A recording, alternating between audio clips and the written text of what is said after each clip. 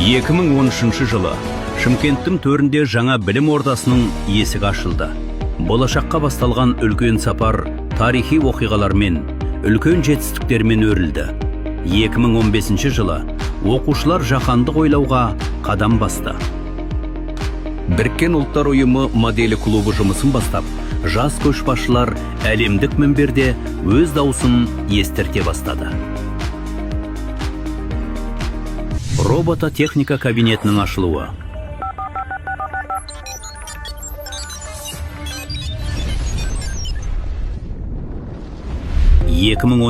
жылы жаңа робототехника кабинеті ресми түрде ашылды. Кемір мен сымға жан бітірген жас өнертапқыштар технология тілін меңгеріп, болашаққа батыл қадам жасады. Пластикті ыдырататын жоба макеті, ақылды көзілдірік, медициналық AI жобасының демонстрациясы.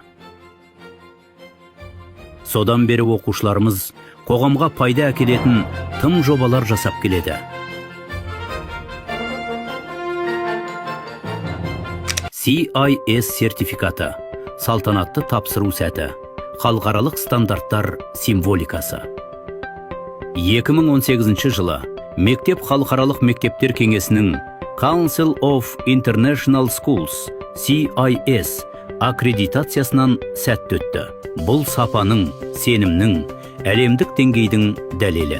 Америка Құрама Штаттары университеттері University of Toronto IGEO Олимпиадасы 2023 жыл 10 жылдық мерейтой. Сол жылы Америка Құрама Штаттарында өткен робототехникадан халықаралық жарыста оқушыларымыз 3-ші орын иеленді. 2024 жылы IGEM халықаралық байқауында жеңіс. 2025 жылы күміс медаль.